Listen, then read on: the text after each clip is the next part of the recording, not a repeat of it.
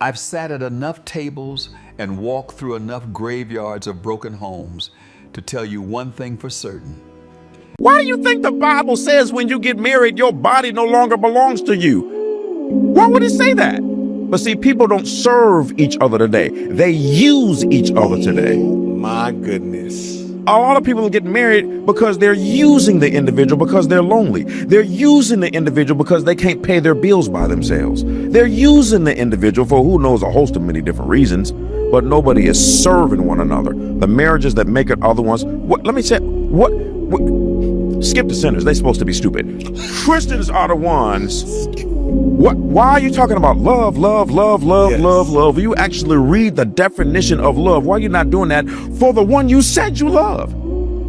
Most people don't even treat their spouses the way the Bible says you're supposed to treat your enemy. Wait. If you go back and read what the Bible says about treating your enemy in love, most people don't even treat their spouse. How are you supposed to treat your enemy? I've sat at enough tables and walked through enough graveyards of broken homes to tell you one thing for certain. A house built on different foundations cannot survive the storm. You think you're being compassionate by ignoring the warning signs, but you're actually just being reckless with your own future. People today don't join lives to build a legacy. They join them to fill a void. They trade their peace for a warm body because they're too afraid of a silent room.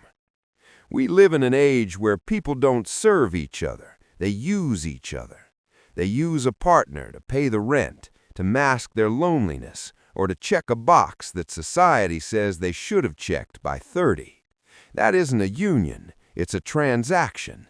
You've taken a sacred bond and turned it into a business deal where both sides are trying to profit without putting in the work.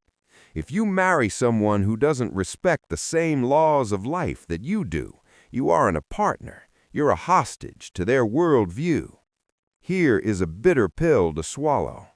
Most people today don't even treat their spouses with the basic decency that ancient wisdom says we should show our enemies. Think about that. You claim to love this person, yet you withhold your best and give them your most toxic traits. You've forgotten that true power in a relationship comes from the strength to serve, not the desire to dominate or manipulate.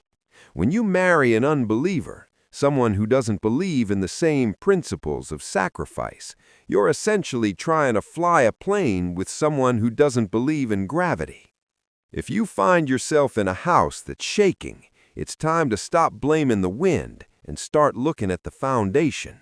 You cannot fix a spiritual divide with a psychological band-aid. You have to decide right now if you are going to be a man of principle or a man of convenience. It's never too late to start living by a code, but it starts with admitting you made a mistake. Reclaim your standards, rebuild your spirit, get your house in order.